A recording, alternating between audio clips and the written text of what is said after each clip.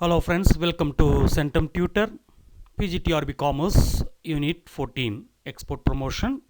அதில் ஒவ்வொரு இன்ஸ்டியூஷனாக world wide institutions பார்த்துட்ருக்கோம். இந்த வீடியோவில் த வேர்ல்டு ட்ரேட் ஆர்கனைசேஷன் WTOவை பற்றி பார்க்க போகிறோம். தி world trade organisation WTO. The WTO வந்து ஒரு சக்சஸர் டு தி GATT. அதாவது த general agreement on tariff and trade, இதனுடைய ஒரு வாரிசு.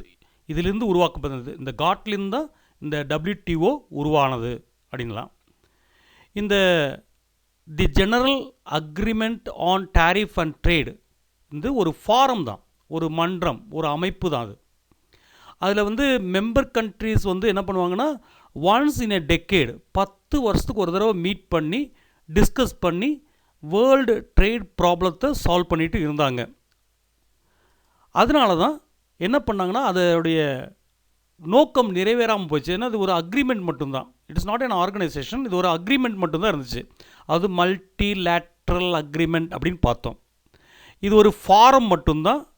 இதில் இருக்கக்கூடிய மெம்பர் கண்ட்ரிஸ் எல்லாம் மெட் once in a decade in order to discuss and solve world trade problems. இதுதான் இங்கே பிரச்சனையாக இருந்துச்சு. அப்போது இதை பற்றி டிஸ்கஸ் பண்ணுறதுக்காக பல ரவுண்டு, ஒவ்வொரு ரவுண்டு பேச்சுவார்த்தை நடத்திட்டே இருப்பாங்க. இந்த அக்ரிமெண்ட்டில், இந்த காட்டோடைய ஃபாரத்தில் வந்து பேச்சுவார்த்தை நடந்துகிட்ருக்கும். ஒவ்வொரு டோக்கியோ ரவுண்டு, அந்த மாதிரி ஒவ்வொரு இடத்துல நடக்கக்கூடிய ரவுண்டு வாங்க. கடைசியாக வந்து 8th ரவுண்டு, அதாவது 8th ரவுண்டு வந்து காட்டோடைய மீட்டிங் வந்து 8th ரவுண்டு, அதாவது உருகுவே ரவுண்ட் அப்படின்னு சொல்லுவோம். இதோடைய ஃபைனல் ஆக்ட், இறுதி சட்டம் என்ன கன்க்ளூட் பண்ணுதுன்னா, அதில் தான் தீர்மானிக்கிறாங்க, அது இறுதியாக தீர்மானிக்கிறாங்க, இந்த காட்டுக்கு பதிலாக WTO வந்து உருவாக்கலாம், வேர்ல்டு ட்ரேட் ஆர்கனைசேஷனில் உருவாக்கலாம் அப்படின்னு சொல்லி ஏப்ரல் 15, 1994 அக்ரிமெண்ட்டில் சைன் பண்ணுறாங்க. அதோடைய மினிஸ்ட்ரல் மீட்டிங் வந்து எங்கன்னா மொராக்கோவில் நடக்குது. அதனால தான் இது வந்து மராக்கஸ் அக்ரிமெண்ட் அப்படின்னு நம்ம சொல்கிறோம். இந்த அக்ரிமெண்ட்டை இந்த உருகிய ரவுண்டில் தான் இந்த WTO உருவாகுது. எப்போ சைன் பண்ணாங்கன்னா 15th ஏப்ரல் 1994. இதில் இந்த உருகுவே ரவுண்ட் அப்படின்றது ரொம்ப முக்கியம். எந்த ரவுண்டில் இந்த WTO உருவாக்கப்பட்டது அப்படின்னு கேட்பாங்க. இந்த உருகுவே ரவுண்ட், எந்த டேட்டில் சைன் பண்ணான்றது ரொம்ப இம்பார்ட்டன்ட் கிடையாது. ஏன்னா எந்த டேட்லேருந்து ஃபங்க்ஷனிங் வந்து தான் கேட்பாங்க, அந்த டேட் தான் ஞாபகம் வைக்கணும். இந்த 15th ஏப்ரல் 1994 இருக்கட்டும், it is a signed. But when it comes to existence, எப்போத்துலேருந்து அது நடைமுறைப்படுத்தப்பட்டதுன்றதான் ரொம்ப முக்கியம். எந்த அக்ரிமெண்ட் பிரகாரம் இது உருவாக்கப்பட்டது, எந்த மினிஸ்ட்ரியல் மீட்டிங்கில் உருவாக்கப்பட்டதுன்னு கேட்பாங்க. இட் இஸ் மொராக்கோவில் உண்டாச்சு. அதனால தான் இதுக்கு பேர் மராக்கஸ் அக்ரிமெண்ட் அப்படின்னு சொல்கிறோம். இந்த WTOவில் வந்துட்டு பர்மனெண்ட், இது ஒரு WTOன்றது ஒரு பர்மனெண்ட் ஆர்கனைசேஷன். இந்த காட்ன்றது ஒரு அக்ரிமெண்ட் தான். அதாவது அதில் இருக்கக்கூடிய மெம்பர் கண்ட்ரியுடைய கவர்மெண்ட்டுக்கு இடையில் இருக்கக்கூடிய ஒரு அக்ரிமெண்ட், அதான் ஜெனரல் பொதுவான ஒரு அக்ரிமெண்ட். இந்த general agreement on tariff and trade அப்படின்னு தான் சொல்கிறது. ஆனால் WTOன்றது ஒரு ஆர்கனைசேஷன், அதாவது வேர்ல்டு ட்ரேட் ஆர்கனைசேஷன். இது ஒரு permanent organisation of the world trade. உலக வியாபாரத்திற்கான ஒரு பர்மனெண்ட்டான நிரந்தரமான ஒரு அமைப்பு. இதுக்கு லீகல் ஸ்டேட்டஸ் இருக்குது, சட்டப்பூர்வமான ஒரு அந்தஸ்து இருக்குது, இந்த லீகல் ஸ்டேட்டஸ் இருக்குது. இது வந்து எப்படி இந்த IMF, இன்டர்நேஷ்னல் மானிட்டரி ஃபண்டும், வேர்ல்டு பேங்க்கும் அதுக்கு இருக்கக்கூடிய ப்ரிவிலேஜஸ்னால் சலுகைகளும், இம்யூனிட்டிஸ் சட்ட பாதுகாப்பும் எப்படி இந்த IMFக்கும் வேர்ல்டு பேங்க்கு இருக்கோ அதே மாதிரி இந்த WTOவுக்கு இருக்குது. அதனால தான் WTO வந்து காட்டை விட ரொம்ப பவர்ஃபுல்லாக இருக்குது அப்படின்னு சொல்லலாம், பவர்ஃபுல்லாக இருக்குதுன்னு சொல்லலாம். அதனால தான் இதுக்கு வந்து லீகல் ஸ்டேட்டஸ் இருக்குது. எப்படி IMFக்கும் வேர்ல்டு பேங்க்குக்கும் இருக்கக்கூடிய ப்ரிவிலேஜஸ்னால் சலுகைகள், இம்யூனிட்டிஸ்ன்றது சட்ட பாதுகாப்பும் இந்த WTOவுக்கும் இருக்குது. இப்போ பார்த்திங்கன்னா, the world trade organisation include the following. நம்ம வந்து ஏற்கனவே சொன்னோம், காட்டினுடைய பின்தோன்றல், அதில் வழித்தோன்றல் தான், அந்த காட்டினுடைய வழித்தோன்றல் தான் இந்த WTO அப்படின்னு பார்த்தோம். வேர்ல்டு ட்ரேட் ஆர்கனைசேஷன்றது காட்டோடைய வழித்தோன்றல். அப்போ இதில் என்னென்ன உட்படுத்தப்பட்டது, இந்த WTOவில் என்னென்ன உட்படுத்தப்பட்டதுன்னு பார்த்தீங்கன்னா, ஃபஸ்ட் வந்து இந்த காட் அப்படியே உட்படுத்திட்டாங்க. இந்த உருகுவே ரவுண்டில் நிறைய திருத்தங்களை கொண்டு வந்தாங்க. உருகுவே ரவுண்டில் modified by the Uruguay round. Uruguay நாட்டில் நடைபெற்ற அந்த மீட்டிங்கில் வந்து கான்ஃபரன்ஸில் தான் இந்த காட்டில் என்னென்ன மாற்றங்கள் உருவாக்குனாங்களோ அதை அப்படியே WTO வேர்ல்ட் ட்ரேட் ஆர்கனைசேஷன்லேயே எடுத்துக்கிட்டாங்க. அதை பாருங்கள், ரெண்டாவது பாயிண்ட் பாருங்கள், all the agreements and arrangements concluded under the GATT. இந்த general agreement on tariff and ட்ரேடில் என்னென்ன கன்க்ளூட் பண்ணாங்களோ, என்னென்ன அரேஞ்ச்மெண்ட்ஸ், என்னென்ன அக்ரிமெண்ட்ஸ், அதெல்லாம் அப்படியே இந்த WTOலையும் ஏற்றுக்கிட்டாங்க. The complete result of the Uruguay round. Uruguay ரவுண்டில் இருக்கக்கூடிய முடிவுகள் அனைத்துமே கம்ப்ளீட்டாக இதில் WTOவில் இன்க்ளூட் பண்ணிட்டாங்க. எப்போதும் கேட்பாங்க, எந்த WTO வேர்ல்டு ட்ரேட் ஆர்கனைசேஷன் எப்போ உருவாக்கப்படுது, எதனால் உருவாக்கப்படுதுன்னு கேட்பாங்க. நல்ல ஞாபகம் வச்சுக்கோங்க. 8th காட் ரவுண்டு, அதாவது லான்ச்ட் இன் செப்டம்பர் 1986 to 1994. இந்த பீரியடில் 1986லேருந்து 1994 வரைக்கும் இருக்கக்கூடிய செப்டம்பர் 1996 தொடங்கி 1994 இந்த WTO உருவாக்கப்படுகின்ற அந்த சைன் பண்ணுற வரைக்கும் இருக்கக்கூடிய நடந்த இந்த 8வது காட் ரவுண்ட், அதான் உருகுவே ரவுண்ட் அப்படின்னு சொல்கிறோம். அதில் தான் இந்த WTO உருவாக்கப்பட்டது. அதனுடைய முடிவு எல்லாமே இந்த WTOவில் ஏற்றுக்கொள்ளப்பட்டது, உட்படுத்தப்பட்டது அப்படின்னு சொல்லலாம். அதான் சொல்கிறாங்க, இது இப்படியெல்லாம் இந்த விஷயமெல்லாம் உட்படுத்தப்பட்டு, நம்ம ஏற்கனவே முன்னால் பார்த்தோம், சைன் பண்ண டேட் பார்த்தோம். அதை ஞாபகம் வைக்கிறத விட இதை ஞாபகம் வைக்கணும். January 1st, 1995 இதுதான் WTO எப்போது உருவாக்கப்பட்டது. when WTO is established, came into existence அப்படின்னு கேட்பாங்க. So 1st January 1995. அந்த 1st January 1995 இந்த WTO உருவாக்கப்படும் பொழுது 77 மெம்பர் கண்ட்ரிஸ் தான் இருந்தாங்க. பட் இப்போ வந்து 164 மெம்பர் ஸ்டேட்ஸ் இதில் இருக்காங்க. WTOவில் 164 மெம்பர் ஸ்டேட்ஸ் இருக்காங்க.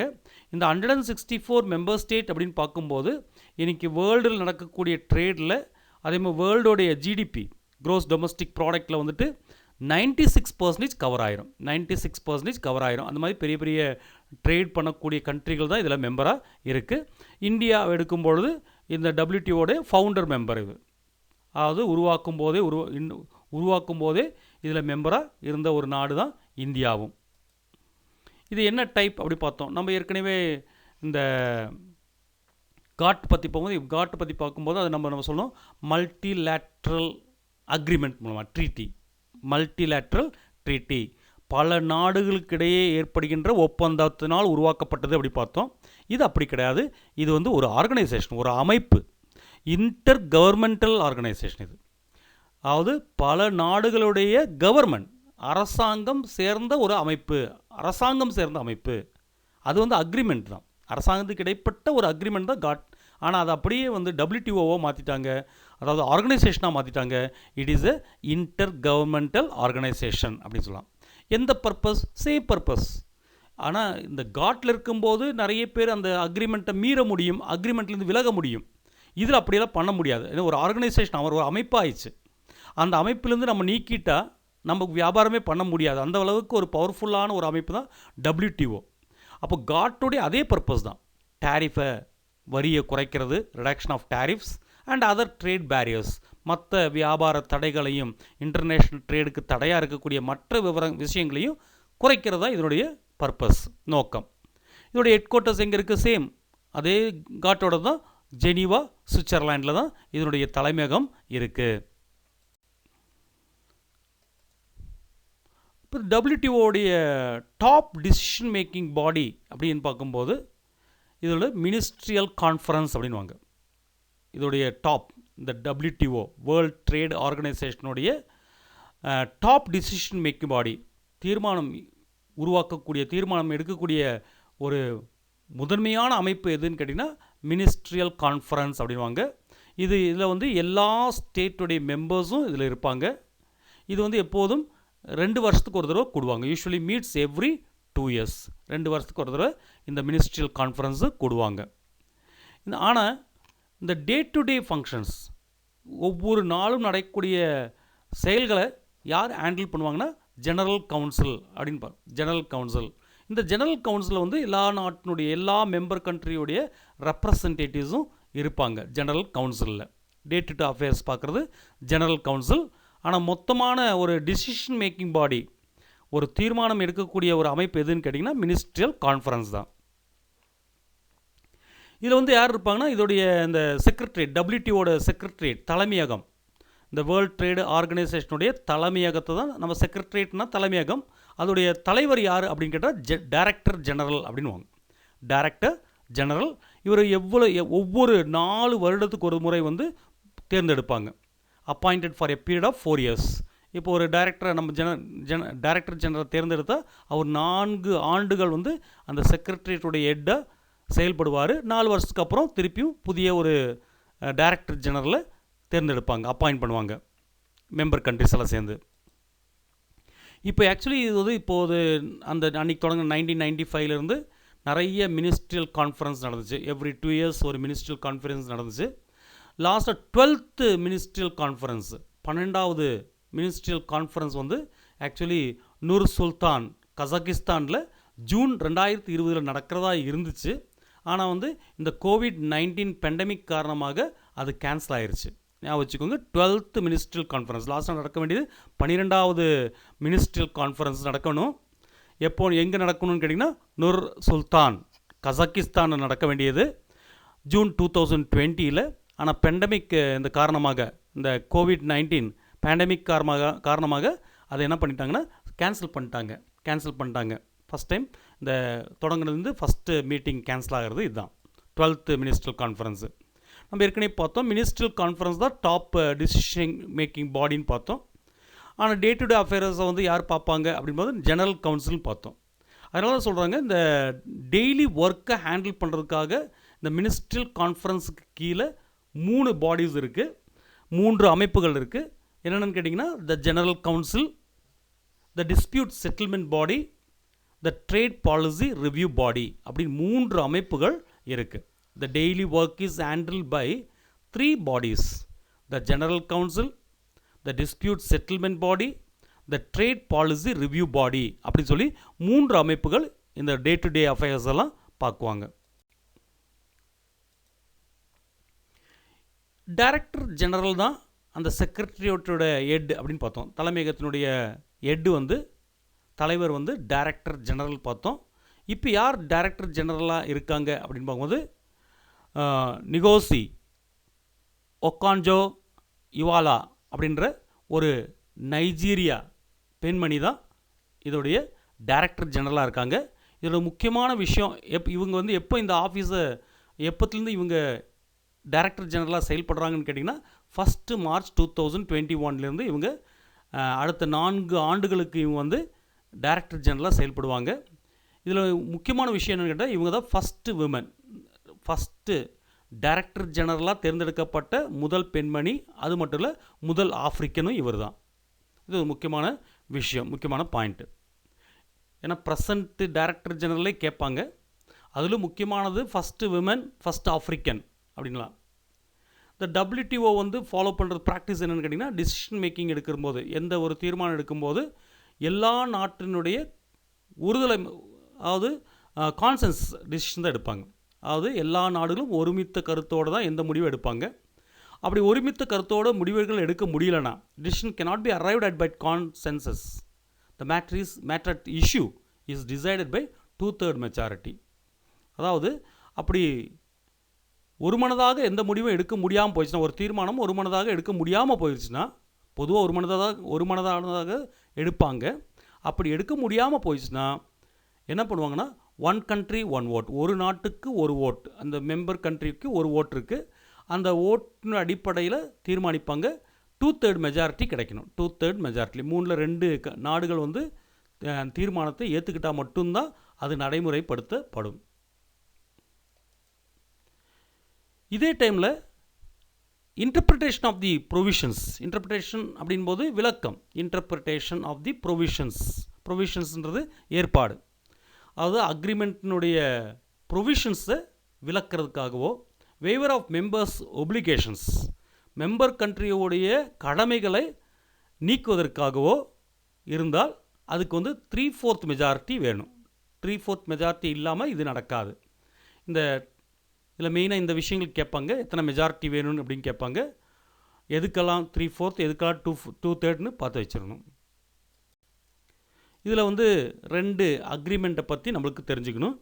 அதுக்கு முன்னால் வந்து நம்ம ஆக்சுவலி என்ன பண்ணணும், இந்த வேர்ல்ட் ட்ரேட் ஆர்கனைசேஷன் உருவாக்கப்படும் பொழுது இதில் நிறைய விஷயங்கள் அவங்க பழையதை ஏற்றுக்கிட்டாங்க. இதுக்கு நிறைய இந்த வேர்ல்ட் ட்ரேட் ஆர்கனைசேஷனுடைய ஆப்ஜெக்டிவ்ஸ் இருக்குது.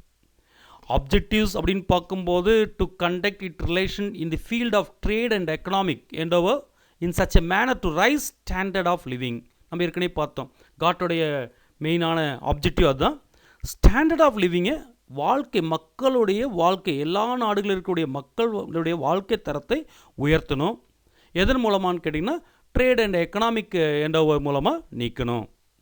அதே மாதிரி வேர்ல்டோடைய ரீசோர்ஸஸை, உலகத்தினுடைய வளத்தை ஆப்டிமல் யூஸ், அதிகபட்சமாக பயன்படுத்தணும், எல்லாருக்குமாக பயன்படுத்தணும்.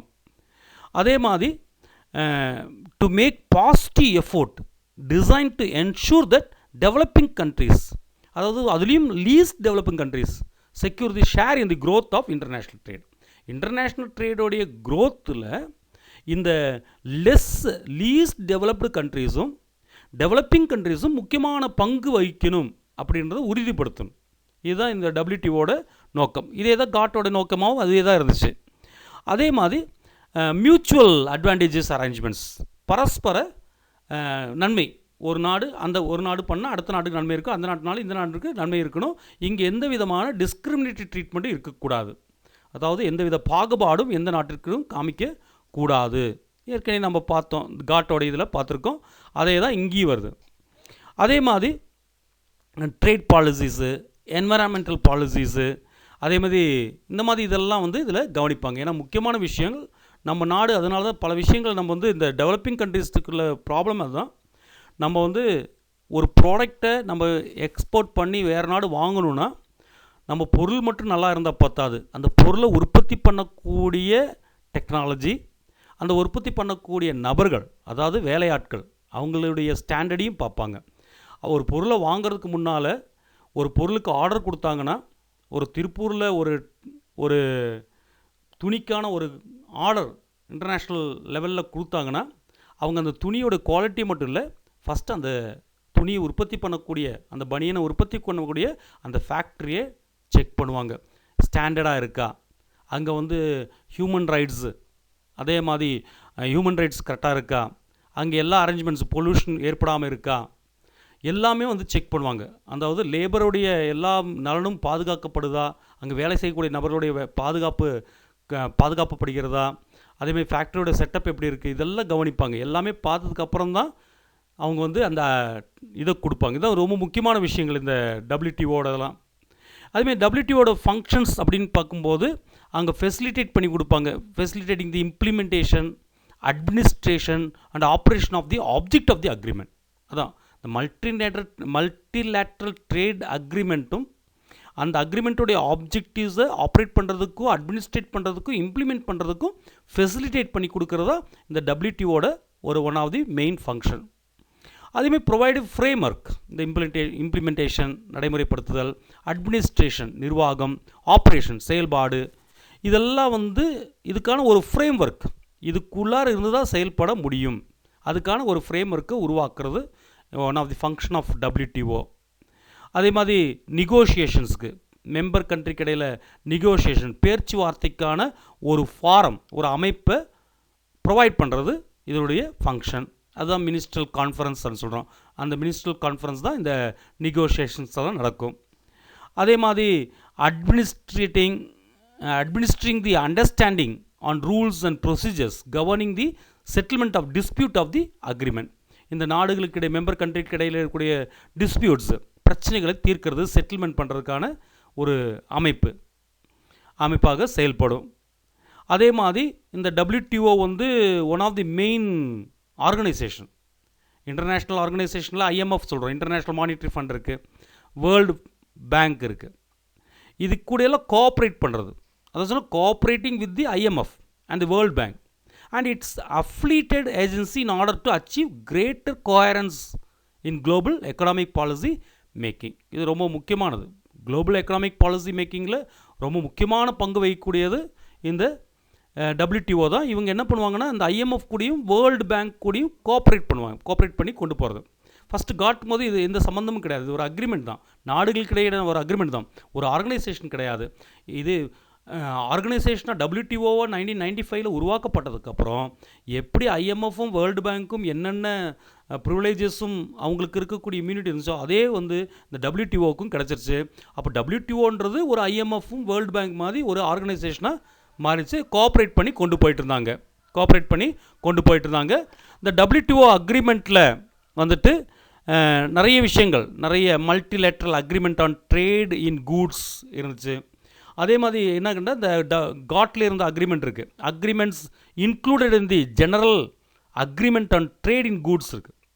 அதில் வந்து அக்ரிமெண்ட் ஆன் அக்ரிகல்ச்சர் இருக்குது. அதில் நம்ம மெயினாக கவனிக்க வேண்டியது என்னென்னு கேட்டிங்கன்னா, நம்ம நாடெல்லாம் பாதிக்கப்பட்டது, அதுக்காக நிறைய கவர்மெண்ட் சைட்லேருந்து நிறைய சஜஷன்ஸ்லாம் வச்சாங்க.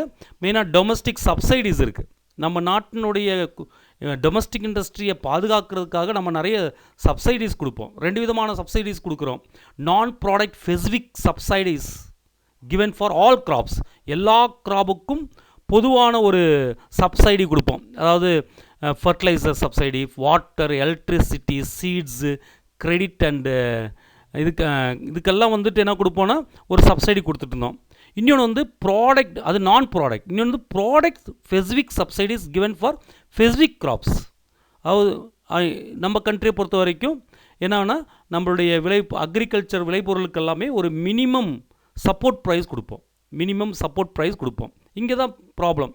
இந்த வேர்ல்ட் ட்ரேட் ஆர்கனைசேஷன் பிரகாரம் அந்த சப்சைடிஸ் எல்லாமே total aggregate measurement of support அதுக்குள்ளே இருக்கணும். இந்த calculating total subsidies given to farmers known as the total aggregate measurement of support, AMS அப்படின்னும். இந்த both type of subsidiesum total together, 2 subsidy சரி, அந்த நான் ப்ராடக்ட் ஸ்பெசிஃபிக்காக இருந்தாலும் சரி, ப்ராடக்ட் ஸ்பெசிஃபிக் சப்சைடியாக இருந்தாலும் சரி, ரெண்டுடைய டோட்டல் வந்து எப்படி இருக்குன்னு கேட்டிங்கன்னா, நாட் எக்ஸிட் 10%, 10% கூடக்கூடாது. எதோடைய 10%க்குன்னு கேட்டிங்கன்னா, the value of total agriculture ப்ராடக்டில், டோட்டல் அக்ரிகல்ச்சரல் ப்ரொடக்ஷனில் 10% எக்ஸீட் ஆகக்கூடாது அப்படின்றாங்க. அந்த சப்சைடி எப்படி கால்குலேட் பண்ணுவாங்க அப்படின்னு கேட்டால், international price for the commodity தான். இன்டர்நேஷ்னல் ப்ரைஸ் வச்சு தான் கால்குலேட் பண்ணுவாங்க. 10% மிகக்கூடாது. அது சப்போர்ட் ப்ரைஸ் வந்து பாருங்கள், நம்ம இஷ்டத்துக்கு கவர்மெண்ட் வந்து சப்போர்ட் ப்ரைஸ் கொடுக்க முடியாது. ஏன்னா நம்ம வந்து world trade organisation one of the member country. அந்த அக்ரிமெண்ட்டை நம்ம மதித்து தான் நடக்க முடியும். நம்ம இஷ்டத்துக்கு அதிகமான சப்சைடி நம்ம கண்ட்ரி நம்ம நாட்டுடைய விவசாயிகளுக்கு கொடுக்க முடியாது. இதான் பிரச்சனை இருக்குது. அதேமாதிரி எக்ஸ்போர்ட் சப்சைடி இருக்குது. அதுமாரி மினிமம் மார்க்கெட் அசஸ் கமிட்மெண்ட், அதுமாரி டொமஸ்டிக் சப்போர்ட் அப்படின்னு இருக்குது. அதுமாரி இந்த food stocking and food aid அப்படிலாம் இருக்குது. அதுக்கப்புறம் அடுத்த அக்ரிமெண்ட், இதெல்லாம் அக்ரிகல்ச்சர். அதுலேயுமே பார்த்திங்கன்னா agreement on textiles and clothing, அதேமாரி agreement on technical barrier to trade. Technical barrier, அது டெக்னிக்கல் பேரியருக்கு வந்து இந்த டோக்கியோ ரவுண்டில் தான் இதை கொண்டு வந்தாங்க. The agreement on technical barrier to trade. This agreement extends and clarify the agreement on technical barrier to trade reach the Tokyo round. இதோடைய main ஏம் என்னன்னு கேட்டிங்கன்னா, ensuring the technical negotiations and standards and testing clarification procedure to not create unnecessary optical to trade. இந்த என்ன பண்ணுவாங்க, technical negotiation நடக்கும், technical பேச்சுவார்த்தை. அதேமாதிரி standards, இன்ன ஸ்டாண்டர்டில் இருக்கணும், இன்ன டெஸ்டிங்கில் இருக்கணும். அதே மாதிரி இன்ன சர்டிஃபிகேஷன் ப்ரொசீஜர்ஸ், நிறைய சர்டிஃபிகேஷன் ப்ரொசீஜர் இருக்கணும் ஒரு பொருள். இதெல்லாம் என்ன ஆயிரும்னு கேட்டிங்கன்னா, இந்த நாடுகளுக்கு இடையான ட்ரேட் பண்ணுறதுக்கு ஒரு தடைகளாக இருக்கும். இன்ன கிளாரிஃபிகேஷன் வேணும், இன்ன டெஸ்டிங் இருக்கணும், இன்ன ஸ்டாண்டர்ட் இருக்கணுன்ற அப்படி நிறைய கட்டுப்பாடுகள் விதிக்கும் போது என்ன ஆகும்னா, அது ஒரு ட்ரேடுக்கு வந்து அப்டாக்கலாக இருக்கும். அந்த டெக்னிக்கல் பேரியரை நீக்கிறது agreement on technical barrier to trade அப்படின்னு சொல்லலாம். அதில் வரக்கூடிய ஒரு முக்கியமான விஷயந்தான் இந்த நம்ம சொன்ன TRIM, agreement on trade related aspects of investment measures அப்படின்றோம். இது வந்து ஃபுல் ஃபார்ம் கேட்பாங்க, ட்ரிம்மோடைய ஃபுல் ஃபார்ம் கேட்கலாம், agreement on trade related aspects of investment measures. இந்த அக்ரிமெண்ட் ஆன் இந்த ட்ரிம் கால்ஸ் வருது, எதுக்காக கால் பண்ணுறாங்கன்னா, removal of all trade related investment measures within a period of 5 years. 5 ஆண்டுகளுக்குள்ளார். இது முன்னால் சொல்லப்பட்டது, இப்போ இல்லை, முன்னால் சொன்னப்பட்டது, உருவாக்கப்பட்ட போது சொன்னப்பட்டது. 5 வருடத்துக்குள்ளார என்ன பண்ணுன்னா, removal of all trade related investment measures. நம்ம இன்வெஸ்ட்மெண்ட் பண்ணும்போது ஃபாரின் இன்வெஸ்ட்மெண்ட் போது இவ்வளோ தான் இன்வெஸ்ட்மெண்ட் பண்ணணும், அதுக்கு மேலே இன்வெஸ்ட்மெண்ட் பண்ணக்கூடாது அப்படின்ற ஒரு மெஷர் வச்சுருப்போம். அந்த மெஷர் எல்லாமே வந்து 5 வருஷத்துக்குள்ள நீக்கிடணும் அப்படின்னு இந்த ட்ரிம் சொல்லுது. அதாவது agreement on trade related aspects of investment measures அப்படி சொல்லுது. இட் ரிக்வயர் என்ன சொல்கிறாங்கன்னா, இந்த ஃபாரின் இன்வெஸ்ட்மெண்ட் கம்பெனிஸை நம்ம எப்படி ட்ரீட் பண்ணணும்னா treated at per with national companies. நம்ம நேஷ்னல் கம்பெனி உடைய நேஷ்னல் கம்பெனி எப்படி ட்ரீட் பண்ணுறோமோ அதே மாதிரி தான் இந்த ஃபாரின் இன்வெஸ்ட்மெண்ட் கம்பெனிஸையும் ட்ரீட் பண்ணணும் அப்படின்றாங்க. அப்போ இந்த இந்த இது என்ன ரெகக்னைஸ் பண்ணுதுன்னு கேட்டிங்கன்னா, இந்த ட்ரிம் என்னத்தை ரெகக்னைஸ் பண்ணுது அப்படின்னு பார்க்கும்போது சில இன்வெஸ்ட்மெண்ட் மெஷர்ஸ் இருக்கும். சில நாடுகள் வந்து சில இன்வெஸ்ட்மெண்ட் மெஷர்ஸ், அதாவது முதலீடு பண்ணுறதுல சில மெஷர்ஸ் இருக்கும், தடைகளை வச்சுருக்கும். இவ்வளோ தான் இன்வெஸ்ட் பண்ணும் அப்படின்றத வச்சுருப்பாங்க. அது என்ன பண்ணுதுன்னா ரிஸ்ட்ரிக்ட் அண்ட் டெஸ்டார்ட் ட்ரேடு, அது உலகளாவிய ட்ரேடை வந்து பாதிக்கும், தடைப்படுது, அழிக்குது. அதனால் என்ன சொல்கிறாங்கன்னா, டெவலப்டு கண்ட்ரீஸ் இந்த மாதிரி மெஷர்ஸ் எல்லாம் 2 இயர்ஸ்க்குள்ளார ஒழிச்சு கட்டணும், டெவலப்பிங் கண்ட்ரியெல்லாம் 5 வருஷத்துக்குள்ளார ஒழிச்சு கட்டணும், லீஸ்ட் டெவலப்ட் கண்ட்ரியெல்லாம் 7 வருஷத்துக்குள்ளார இதெல்லாம் நீக்கிடணும். So it requires mandatory notification of all non-conforming trims and their removal within 2 years for developed countries, within 5 years for developing countries and within 7 years for least developed countries அப்படின்னு கொண்டு வந்தாங்க. அதுக்கப்புறம் அதே மாதிரி agreement of anti dumping, நிறைய விலை குறைவான பொருளை கொண்டு வந்து வேறு நாட்டில் டம்ப் பண்ணி வைக்கிறது, அது அக்ரிமெண்ட் ஆஃப் ஆன்டி டம்பிங். அதுமாதிரி agreement on subsidies and countervailing measures, வேறு பொருளை இங்கே கொண்டு வராமல் இருக்கிறதுக்காக நம்ம நாட்டு பொருளுக்கு அதிகமாக சப்சிடி கொடுக்கறது, இல்லைன்னா கவுண்டர் வைலிங், அதாவது அவங்க ட்ரேட் பாலிசியை பனிஷ் பண்ணுறதுக்காக நம்ம அந்த கண்ட்ரியோடைய பொருள் மேலே அதிக வரி விதிக்கிறது. அதேமாதிரி agreement, general agreement on trade in services, அதான் GATS, இதெல்லாம் வந்து வேர்ல்ட் ட்ரேட் ஆர்கனைசேஷன், அது காட்லேருந்து வந்த அக்ரிமெண்ட்ஸ். இதெல்லாமே இதில் பார்க்கும்போது அடுத்த அக்ரிமெண்ட் தான் ரொம்ப முக்கியமானது. அடுத்து நம்ம சொன்னால் ட்ரிப் அப்படின்னு சொல்கிறோம், agreement on trade related aspects of intellectual property rights அப்படின்றோம். இது ரொம்ப முக்கியமான ஒரு இது. அதாவது நம்மளே இந்த இது போடும்போது நிறைய விஷயத்துக்கு போனோம். என்னென்னு கேட்டிங்கன்னா, நம்மளுடைய நாட்டினுடைய பாரம்பரியமாக நம்ம பயன்படுத்தக்கூடிய சில பொருட்களுக்கெல்லாம் வந்துட்டு நம்ம நாட்டில் மரியாதையே கிடையாது, நம்ம உள்நாட்டில் மரியாதையே கிடைக்காது. மஞ்சள் வந்து மருத்துவ குணம் உள்ளது, ஒரு ஆன்டிசெப்டிக், அது ஆன்டிசெப்டிக் அப்படின்னுச்சு. இது நம்ம நாடு வந்து கொஞ்சம் ஏமாந்துருந்தால் அன்றைக்கி என்ன இருக்குன்னு கேட்டிங்கன்னா, அந்த பீரியடில் இந்த agreement on trade related aspect of intellectual property right first வந்த டைமில் என்ன ப்ராப்ளம் ஆயிடுச்சுன்னா, இதை வந்து வேறு country, most probably I think America ஏதோ ஒரு நாடில் வந்துட்டு இதுக்கான ரைட்டு அவங்க வாங்குறதுக்கு பார்த்தாங்க. பட் இந்தியா வந்து அதில் தலையிட்டு கொண்டு போய் சேர்த்தாங்க. இது நம்ம பாரம்பரியமாக யூஸ் பண்ணுறது, அதோட அந்த ரைட் வந்து நம்மளுக்கு அப்படின்னு கொண்டு வந்தாங்க. இது எப்போது படித்தது, அதோடைய கிளியர் ஐடியா எனக்கு இப்போது கிடையாது. அப்போ இது பார்த்திங்கன்னா நிறைய விஷயங்கள், இது வந்து இன்டலெக்சுவல் ப்ராப்பர்ட்டி, அறிவு சார்ந்த ப்ராப்பர்ட்டி, இது அறிவு சார்ந்த சொத்து, அதுக்கான ரைட், அதுக்கான அக்ரிமெண்ட் தான் agreement on trade related aspects of intellectual property ரைட்னு சொல்கிறோம். எடுத்து வந்து காப்பி ரைட், அதுமாரி அதுக்கான ரிலேட்டட் ரைட்டெல்லாம் இருக்குது. காப்பி ரைட், ஒரு ஆள் புக்கு எழுதுகிறாரு, லிட்ரரி ஒர்க் இருக்குது, அதை வந்து ஒரு புக்கை எழுதி கஷ்டப்பட்டு அந்த புக்கை எழுதி அதை பிரிண்ட் பண்ணி வெளியிட்டு விற்கும் பொழுது வேறு நபர்கள் என்ன பண்ணால் குறைஞ்ச விலையில் அந்த பொருளை பிரிண்ட் பண்ணி விற்றுருவாங்க. அப்போது உருவாக்கிய நபருக்கு எந்தவித மதிப்பு இல்லாமல் இருக்கும். அதனால் என்ன கொண்டு வந்தாங்கன்னா காப்பி ரைட் அப்படின்னு ஒன்று கொண்டு வந்தாங்க.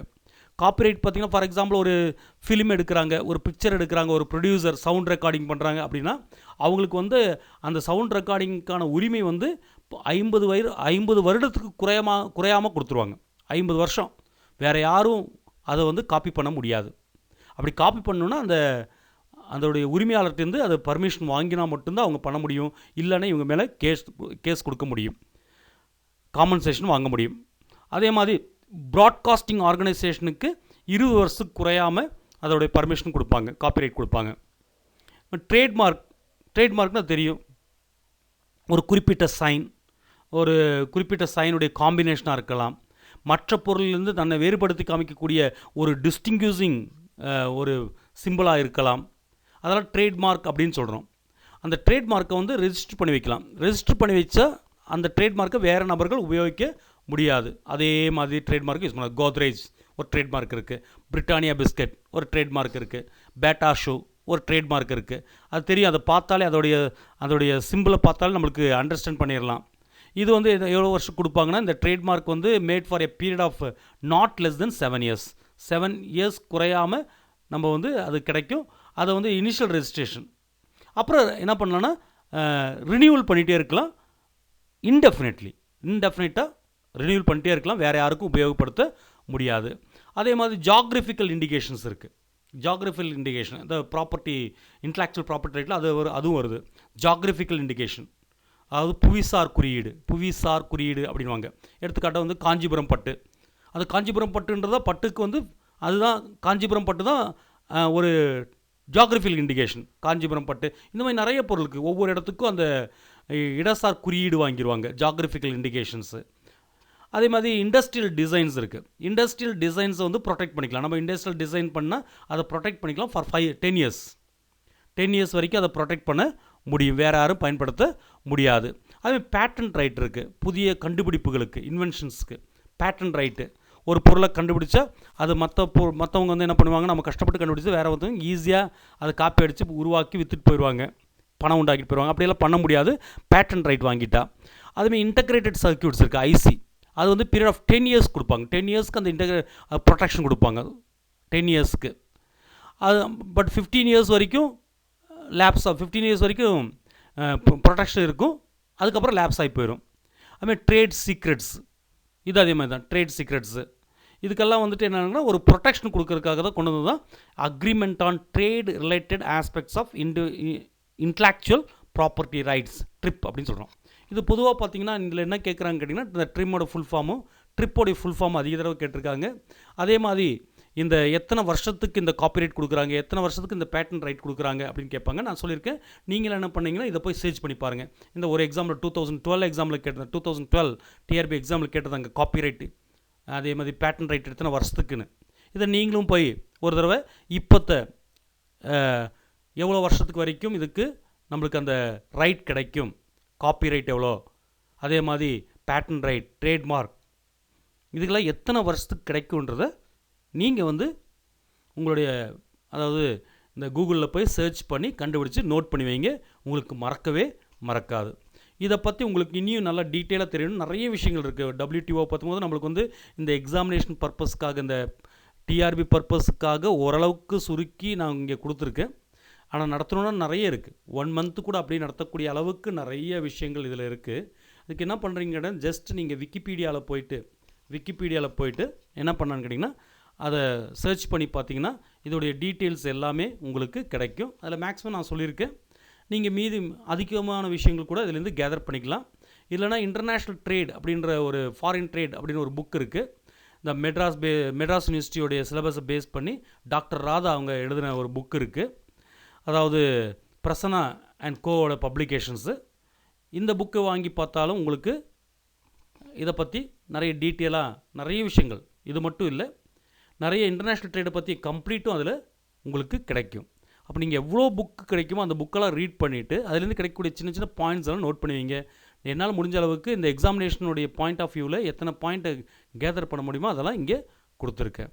அதை நீங்கள் படிங்க, நல்லா தரவு பண்ணுங்கள். இதில் கொஸ்டின்ஸ் நீங்கள் வந்து நான் அடுத்த பார்ட் வந்து நான் இதிலேருந்து கொஸ்டின் தான் அடுத்துல மல்டிபிள் சாய்ஸ் கொஸ்டின் எப்படியெல்லாம் வரும், மெயினாக WTOவில் தான் அதிகமான கொஸ்டின். ஏன்னா காட்டோடைய சக்ஸஸர் தான் WTO. அதனால் காட்டில் கேட்கக்கூடிய கொஸ்டினை விட WTOவில் கேட்கக்கூடிய கொஸ்டின் தான் அதிகமாக இருக்கும். ஏன்னா அதில் இருக்கக்கூடியது அப்படியே இந்த WTOவில் வந்ததுனால இந்த WTOவிலேருந்து அதிகமான கொஸ்டின் வரும். அடுத்த பார்ட்டில் நம்ம வந்து இதில் வரக்கூடிய கொஸ்டின்ஸ் பார்க்கலாம், இதில் வரக்கூடிய MCQ கொஸ்டின் பார்க்கலாம் நெக்ஸ்ட் வீடியோவில். அதுக்கப்புறம் அடுத்த வீடியோவில் அடுத்த எக்ஸ்போர்ட் ப்ரொமோஷனுடைய ரிலேட்டடான டாபிக்ஸை நம்ம பார்க்கலாம். தேங்க்யூ ஃபார் வாட்சிங் this video. Wish you all the best.